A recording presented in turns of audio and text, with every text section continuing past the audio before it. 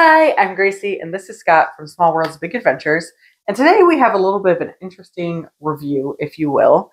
There is a game that has been contentious between the two of us in the sense that Scott loves it, and I could take it or leave it. And that game is Lost Ruins of Arnak. He did some deep divey research to figure out how I might like it more. Yeah, it was more. We're on Reddit boards and by where he means him. Online forums and stuff like that for games. Anytime Arnak comes up, tends to seem like a pretty popular game. But almost everybody, at least online, has almost the same complaints about it. And when they talk about those complaints, they almost always talk about the first expansion that, for them anyways, apparently pretty much resolves most, if not all, of their issues with the original game. And so we thought we would do a test. Yep. We literally just played Arnak. It's not our first time doing it. We've played it several times across our relationship. First time in a little while, but it's we played the base game of Arnak and we have the expansion. Yep. And so we played it, and for this part, we're going to talk about our feelings on just the board game, the front section, because we've never moved to the back. Yeah, Arnak has two sides to it. And the first side, which is the only side we've played, looking at people's opinions online, is basically considered a beginner side. With a lot of our games, we either only play occasionally, or every time we play, it's with a new group, and so we can't ever advance to a more advanced version, which the other side was obvious was a more advanced version, but is also, of the base game, universally considered the better side to play. And we've never played it. And I guess missed out, mainly because we just haven't gotten to the point where we've played the game with a regular group of people to be able to do that. Like, how would you call it? Like, I kind of view it as like a worker placement game, but it's also a deck building game. So and that's fair. Arnak is a mix of a few kind of different games. The main two is worker placement and deck building. You only have 2 workers through the whole game, though, and your deck never gets bigger, usually than like 8, maybe 10 cards if you're really pushing on getting cards for the deck.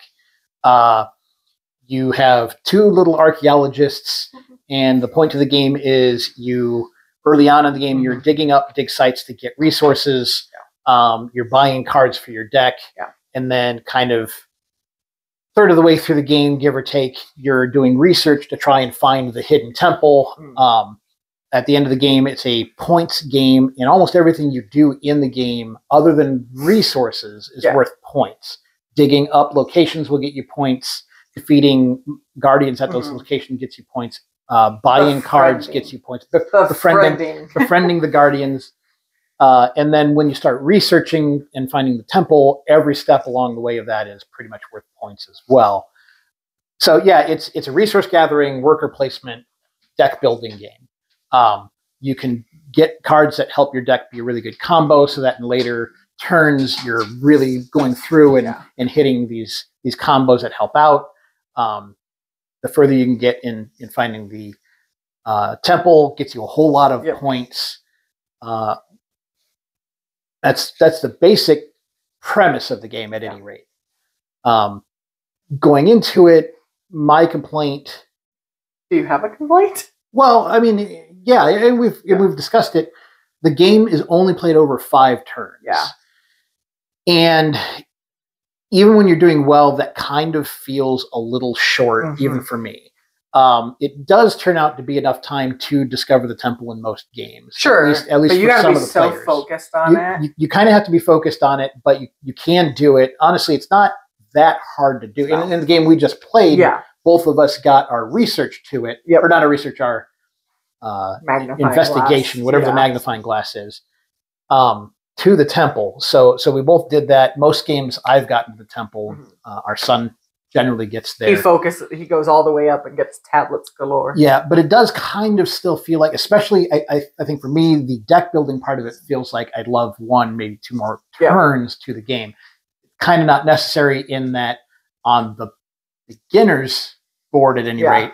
It's actually fairly. It's very doable to get to the temple in the 5 turns. Whether we're playing with 2 or whether we're playing with 4, because we've played this 2, 3, and 4. Yeah. 4 being the maximum you can play it. See, and like I definitely agree with you. Like round wise, it feels a little short. Now that is to say, this is a long-ish game. Yeah, the actual playing of the game, even with 2 was not too bad, but with 3, there's kind of a lot of little things you do during a turn that extend out the time as you're trying to figure out what your best plays are and stuff. And also dynamics of the game. The earlier rounds go quicker than the later rounds because you have more cards and more plays. But even with just 3 players, you can expect an hour and a half, maybe 2 hours. Oh, for sure. For a play.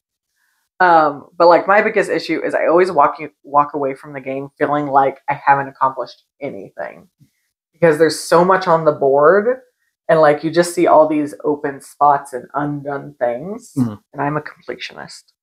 That like I feel like by the time the game ends, it really feels like it's just getting started, and that is so aggravating for me.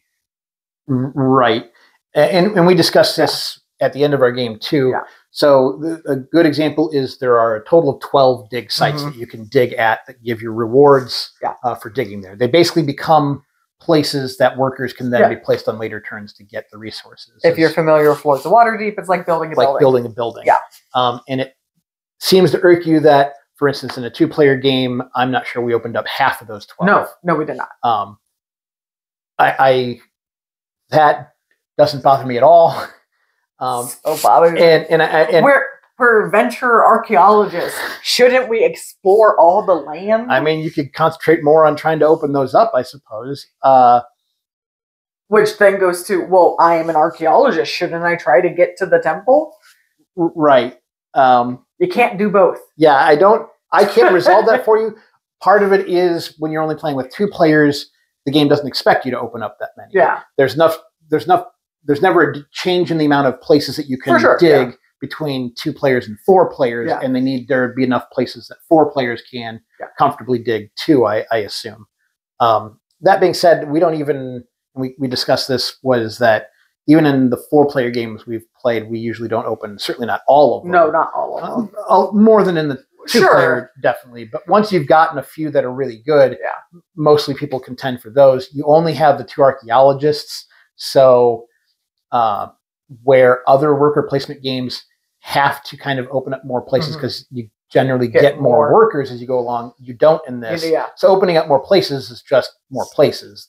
Right at the beginning of the game, there's always enough places for everybody to place all of their workers. So you really only need a handful of good dig sites to be worth doing. And then after that, you kind of get penalized when you open up a dig site because the Guardian gives you a bad card for your deck. And so it disincentivizes people to open more dig sites later in the game. There's almost no point to it. The rewards are just kind of a gamble at that point. So you don't know what they're going to be. They're random. Sometimes, they're always good, but they're not maybe necessarily good enough to have spent one of your only 2 workers and the time and resources to do it. And I think that's maybe another stressor for me for, again, side 1, base game, is one, it doesn't feel like you have enough archaeologists, and you don't get more. Yeah, which I've always been very spoiled. You always eventually get more. In a worker placement game, not only is it a worker placement game, but you have to spend cards to place your workers, which you don't have a big deck. Especially if you're not getting to draw more cards, you have a hand of 5 cards. Right. And those are for you to travel, gain resources, do anything neat. You, outside of anything else, you have to spend at least 2 of those cards to place your workers. Exactly. Leaving you basically with 3 other cards. Yeah, which there are ways to draw. There are a lot of workarounds for that, but at a base, certainly on turn 1, that's basically what you're looking at. Sure. So it just feels like, and especially those first few rounds, like you're so hand-tied by the dynamics of the game that, again, it's not until your 4th or 5th round where you're like, oh, okay, I can finally do some stuff now. Yeah. And even then, I had rounds where I either almost didn't or didn't place a dude because I rather spend my cards. Yeah, you got real close to not being able to place one of your workers.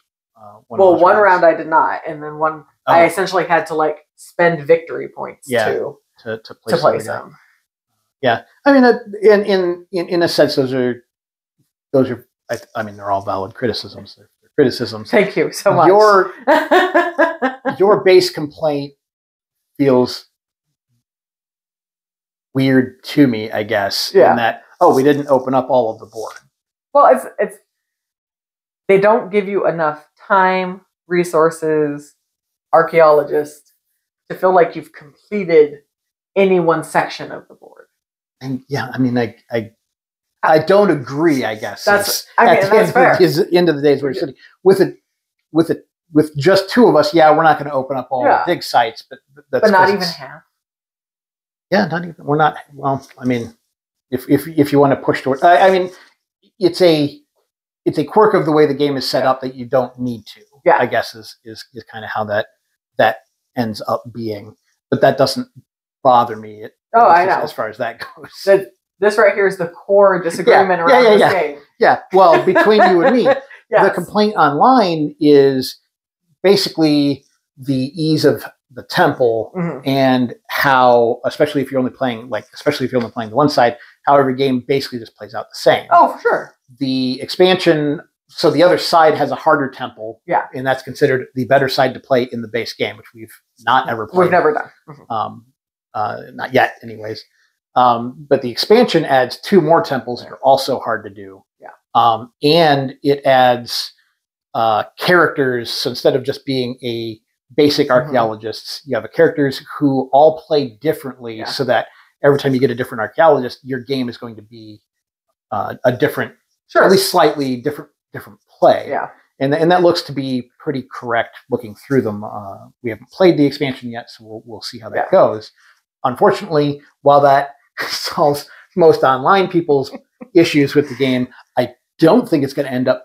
In fact, it may end up being worse because they said it's harder to get to the end of the temple, so you might not even get to the end of the temple and not unlock half of the dig sites as we go through. I'm not sure if that's going to matter because when me and Des play, I almost never spend a lot of time in the temple. Mainly because some of your incentive to go up it is to explore sections first, and Des is always just Des is always quick. On. If there's something that only one person gets, that tends to be his hyper focus for a game. He tries to make sure he gets that first. And who knows? Maybe with the additions, some of those like things that grate against me, like not opening up all the spaces or feeling like I haven't completed anything, will kind of be like sanded out. But maybe it'll just, the game itself will play differently enough that you enjoy it more without having played it yet. You haven't even read the instructions for that. No, why would I have him? Of course you haven't. Maybe just the changes in the base game itself will make you enjoy it more. I'm not sure. The issues that we've talked about before, and then tonight after playing it, just the two of us, and for the first time in a while, I don't feel it's going to really resolve those issues that you're kind of talking about. I don't either. I like the game. I like a good deck. I like a really good deck builder. I like a worker placement game. It's barely a deck builder. It's trying to be too many things. And that is a valid critique of the game. Yeah. I mean, it really is. And we've touched on some of those here. Yeah. The game is short enough for a deck builder that you don't get much of a deck to really start building combos. Now, I have had games where I definitely, by turn 4 and 5, have had a really good combo deck going. But some of that is just luck of the draw from the thing. Like the game we played tonight just did not have that. Oh my god, yeah. It had some okay cards, but it didn't have anything that really got an engine going in your deck. And you don't cycle through the shop quick enough. Yeah, you pretty much live with the same cards there. That's also one of the things that the expansion resolves, which I mentioned. It helps you cycle through those decks a little bit more. The worker placement is limited to 2 guys. That never gets expanded on. In a straight up worker placement game, that is just straight unacceptable. Yeah. We've played a lot. I'm trying to rack my brain for a worker placement game where you don't get at least one extra guy through the game, and off the top of my head, not coming up with one. Most of them allow you to buy multiple ones if you've got the resources to do it. Which tends to be the way to go in those games. Lords of Waterdeep only gives you one, but it gives you one halfway through the game. But they also have different dynamics where you can get an extra guy if you complete a certain quest. If it comes up, you get an extra guy. There's a couple other options in there. You already start with a decent number of adventurers, of workers anyways, so that Waterdeep doesn't feel that bad. One extra guy is a pretty big deal in that. One extra guy in Lost Ruins of Arnak would be a big deal too. God, yeah. Having to spend cards to move the guys in places is a limiting factor. Like I think you could have you can have a valid critique of, hey, it does do these different things, but it doesn't do them well. I basically disagree. I do think that it does them well enough that I really do enjoy this game. I know. We haven't done a specific review. Our other half of this video or whatever to be. We'll get into the specific review of the game overall. Closer to a traditional review for us, while also mostly talking about the expansion once we've played it. But I really enjoy the base game. I like a worker placement. I like a deck building game, and these do those well enough that I enjoy doing that. I mean, they do for me. Low expectations. That's not true. I only have a limited amount of time to play games and a limited number of games that I'm allowed to play. So I am pretty careful in which ones we choose to do that. Yeah. I like the base game quite a bit. I get the complaint that the temple could be too easy to do in the basic base part of the game, and now regret not having flipped over and actually had time to play the other side. But that's fine. If you end up liking it, we'll be playing it. That's right. It'll go in the rotation a little bit more. If not, then it'll go up there until I can convince people to play again. Which leads us into the magic of editing. Yeah. We'll be right back. All right. Through the power of editing, we are back after we have done the newest expansion. That's right. Which is Expedition Leaders. Expedition Leaders. Yeah. And what are your thoughts? I like it.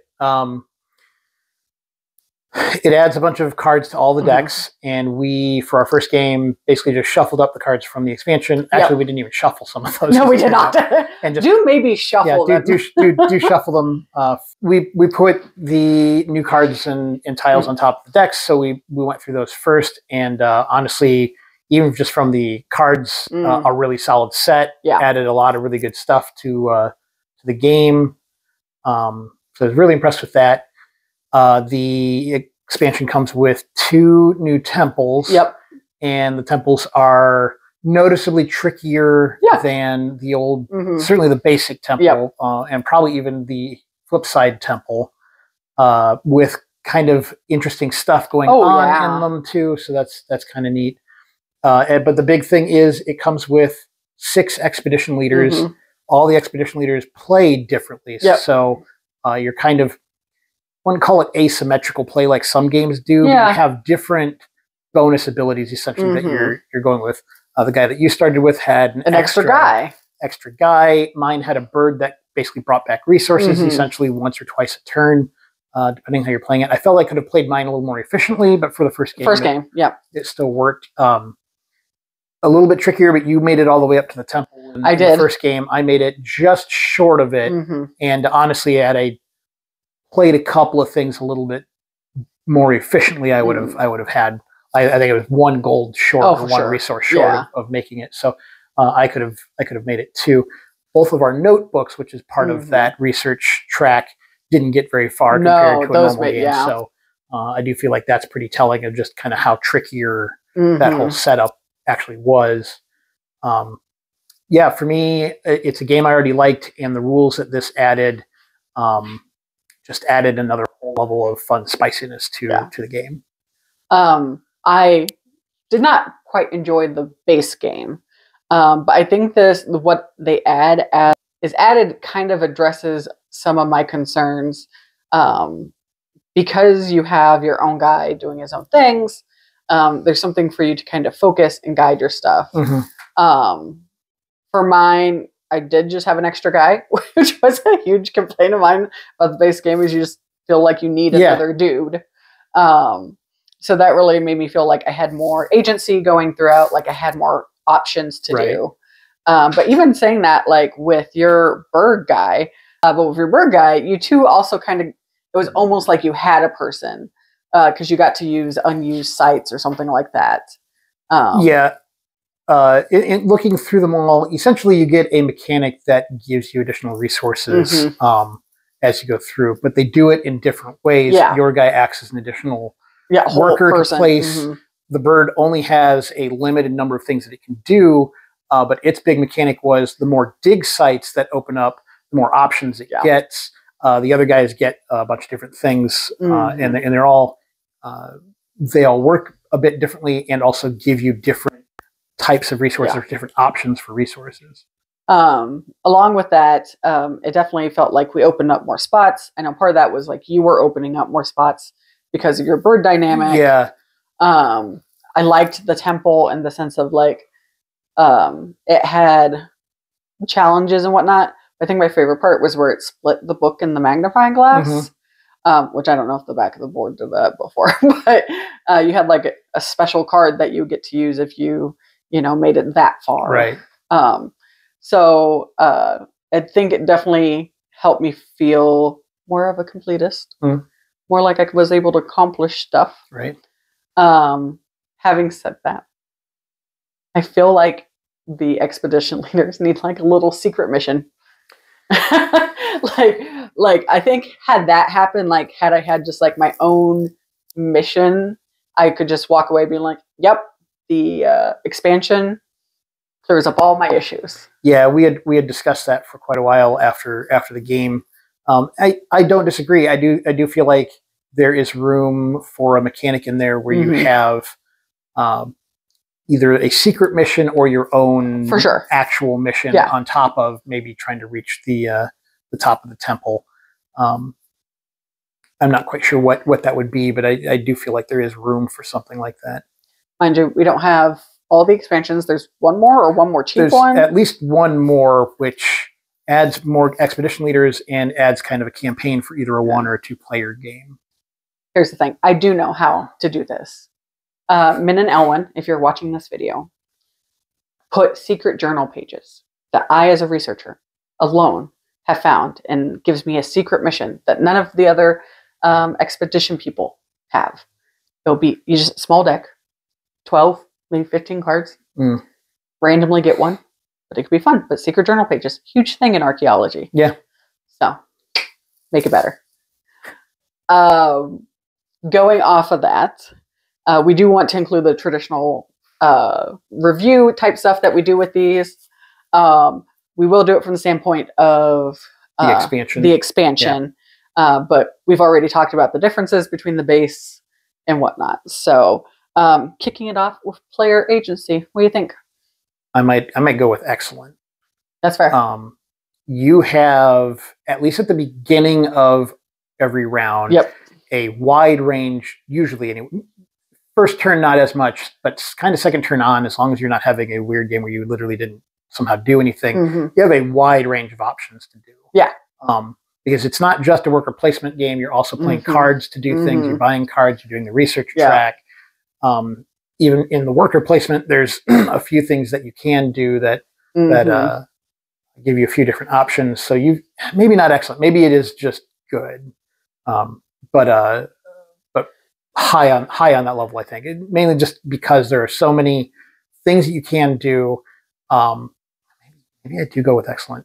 There's a lot of different orders that you can do them in, and as the game goes along, as you pick up more cards and open up more things, you have even more options as the game goes along, to the point where those last couple of turns tend to end up being fairly long because you've got a lot of things that you're doing through that turn. Absolutely. I too would say excellent. Even with the base game, I would say excellent. But with the expansion, more so. You have, at least my guy had some stuff on my base camp I could do. You could send out people. You could just get resources by playing your cards if that's in your hand. You have the temple. So there's so much that you can do. And then as you're strategically buying cards, you have the agency to kind of decide like how your future going to play it. Yep. You know, are you going to be travel focused, resource focused, draw cards focused? Right. And you're absolutely right. By the end of it, you know, you have so many options, and depending how you built your deck, you can literally go through your whole deck, which happened to me. Yeah. Which is great. That means that like for as many cards as I had, I was able to do stuff. Yeah. A good example is like the cards themselves. Cards always have two ways to play them. Yes. And sometimes more. Some of them will have in their main thing, you can either cash it in for a resource or you can do something else. All cards are also a form of travel that you need for your guys. And that kind of carries through, like that design in a lot of ways carries throughout the entire game. No, it definitely. I almost never feel like I have to play a specific way, except for maybe right at the end of a turn when I only have a couple cards left in my hand or whatever. And then even then, it's not so much that I have to play a specific way as much as what is the most optimal way for me to play and set myself up for the next turn. Yeah. And theoretically, you can even keep cards in your hand from turn to turn if you want to. Yep. But normally you wouldn't. Normally you don't. Yeah. It's pretty rare that you would do that. Yeah. Usually you're setting up a specific combo or something. How do you feel about the mechanics? I think the mechanics are good. There is a lot there that makes sense in the way that it plays. Similar to what you're just saying, the cards don't have just one way of playing them. Why I'm not giving it excellent is because even to like an experienced board gamer like myself, until you've got several games under your belt, it feels clumsy.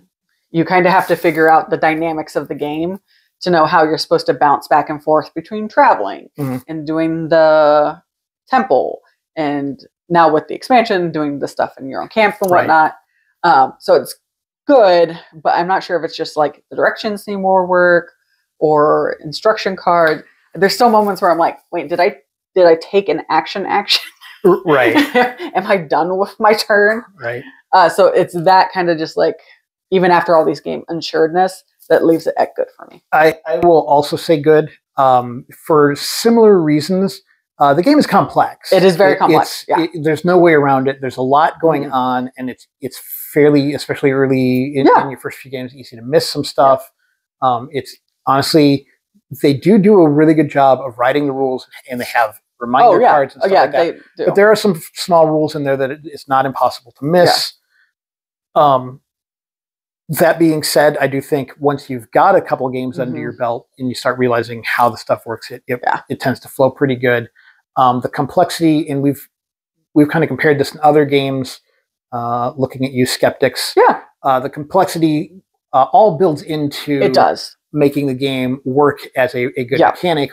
It's not just complexity for complexity's sake. No, exactly. But it is complex, and it can take, even for seasoned board gamers, take a couple of games at least before you really kind of get in there. And that's even just the base game. A good example is that first game that I played with the guy with the bird. I understood how the bird worked, but until I was really like pretty much through that game, I'm like, oh, I probably should have played this a little bit differently right from the beginning. Well, and the bird had several ways you could move it, and you forgot one of them. I forgot one of the ways that it could move. I could have opened up its mechanic a little bit more a little bit earlier on.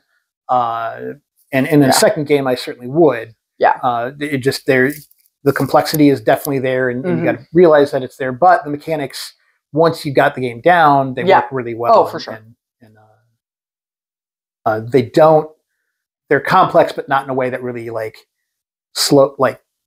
churns down the game, I guess is the way to say it. It's not to the game's detriment. It just there is a learning curve there that you got to be aware of. Components wise, I am gonna say good. There's a little caveat. Okay. The organization of the box is not great. Okay. But that has nothing to do with gameplay. But as far as actual components of the game goes, you have thick cardboard pieces for the land and the monsters, even most of the tokens, but then also some of the tokens are little plastic bits. The board is, really pretty. It has two sides. So all of that, honestly, really good, solid components. And if you get the right organizer, it will make setup so much easier. I'm going to go with excellent. The components of this game are excellent. Yeah, they're meeples and not maybe little plastic figurines, but it doesn't matter. They're all just the same archaeologist over and over again. The art is excellent. The art isn't repeated on any of the things. All the cards are different. All of the sites are different. All of the guardian monsters are different. A bunch of the resources are little plastic figures. The other ones are solidly cardboard. The price point for the game, I would expect $20 higher than what it is we paid for this type of for these types of components. At the end of the day, it just for the price point this comes in at, these components are excellent. Again, we're not dinging the board game store organization stuff. Yes, but also letting you know if we're bringing it up, the organization for this game is not great, at least out of the box. Check our other video up above or over to the side where we put it together. We purchased a organization set from Broken Token. And put it together. And honestly, with that, it's a hard ask for most people because it's an expensive investment. But like when we pull it out now and play, it's much quicker to get into playing the game. But specifically for the components, these components are excellent. Yeah, I'll agree with that. No, with the cost of the game, which is roughly $40 depending where you look, that they're really good. So yeah, I think you're right about that. Excellent. Not that this is about reaching a consensus. You just proved me wrong. I think we haven't done a board game review pretty much since October, and I think you're forgetting just kind of how subpar a lot of games components actually are. These components are great. For the price point you're paying for this game, if you had said this was a $100 game, I would not be that surprised. I wouldn't have paid $100 for this game, and don't suggest that you do. But components-wise, again, we're seeing it more and more in games, but like there isn't basically a repeated piece of art except for the home base camps for your archaeologists. Even those are differently colored, so you can tell the difference. And that's the base game with the that's the base game. It is different art because it's your guy plus whatever the stuff is. It's very specific art for the base camps and stuff. And the expansion is also excellent. So going off of that theme for me, honestly, is excellent. Really? The whole board game gives you the feeling that you are an archaeologist doing some research. You're going to faraway lands, encountering strange things, even moving up the temple feels like you're gaining more research and all that type of thing. And then the artwork along through it gives you kind of a Central American kind of Lost World type of vibe. Sure. And then with the addition of the where are they? Expedition leaders. There was a lot of cute stuff with like how they are themed. So like mine was a pilot, and I think the one that just made me giggle was the Baroness, and her superpower is money. She gets money every which round. Does help in research. Yeah. So like even the way they themed their expedition leaders feels accurate from what I know of archaeological digs. Yeah. I have to agree. The theming is excellent. You hit on most of the reasons. I think at the end of the day, the brilliance for the theming anyways was the way you do the temple track. It's designed to be, you're investigating, and then you're also recording the investigation that you have as you're going along that track. And like, those are, at the end of the day, they're just markers on just a points track. But it's so valid. But the way it feels when you're playing the game is, I'm an archaeologist that's discovering these kinds of things. I go out and I'm finding new dig sites that have different stuff, and there's a guardian there that I've got to defeat, or I forget how they befriend. We befriend them. You're befriending them because they come, once you get them, you come back and they give you help. And with the expansion, the expedition leaders are all themed to their own thing, which is really fun. They've got their own deck of starting cards. They've got their own abilities, which super added to me the like the feeling of accomplishment and being able to do stuff. Those new cards versus the base cards. Yeah. We didn't really mention those. No, we didn't. Not only do they come with a mechanic, but you start the game gives you a base set of cards like a lot of deck building games do. But with the expedition leaders, they have their own decks that all play pretty differently right off the bat. Yeah, like the Baroness, she gets to have a supply drop, so if she buys a card, it goes straight into her hand. Whenever she purchases, not whenever, I think once per turn, but she can purchase an item and it goes straight in her hand, and it allows her to use it right immediately. That card always starts in her hand. She starts her turn with it. My guy had basically some extra resources in her card. Yours came with an extra fear card, which is a bad card. Yeah, but it kind of counteracts the third guy that you have. It worked. I feel like it. Yeah, it works real well. Circling back to your like temple with the researching and then the notes, it's even themed to like how you get assistance is by documenting the research, because that's going to lure more people to your research. No, good point. They do change that with like the first temple when we played it with the expansion, but generally the investigation gives you a lot of extra points and bonuses, and the research doesn't. Yes, the research is what gets you assistance that help you out and stuff like that. And that, I hadn't really thought about that, but it makes a lot of sense. And then finally, enjoyability. What do you think? My enjoyability for this game is excellent, I think. Especially with the new Expedition Leaders stuff. I could almost see this reaching top 10 games for me. Almost certainly top 20 for board games. Maybe top 10. I really enjoy the way the game plays out. I have a lot of fun with it every time I play. Yeah. For me, if it was just the base game, it would be mixed. Because there was that feeling of not really getting to do. I feel like almost poor for you rather than mixed. But sure. With the expansion, it moves to good. And like, if you were like, hey, I will have an Arnak desire to play, I'd be like, okay, let's play it. Do I love it? No. Yeah. But at this point with the expansion, I'm not going to begrudge anyone wanting to play it. I'll be excited to play it. I am authentically excited to try some more of the expansion leaders. And see how that is. It's one of those games that like I could see even my enjoyment growing as we play it more. But we'll see. But right now it's good. Our son's coming home for spring break in a couple weeks, and he has not played with the expansion leaders, and he has similar feelings as I. His opinion's pretty close to yours. He kind of didn't like the game. We'll force him to sit down and play with the expansion and see what he thinks after that too. Maybe we'll do a short addendum or something. But, But I would at this point I would recommend people playing it, especially if you have a friend who owns it already. Ask them to whip it out for you. Yeah, with the expansion is kind of with the expansion. I like the base game. I think it is a solid game on its own. And honestly, if you can find it at a $40 price point, worth picking up and having on your shelf just for that.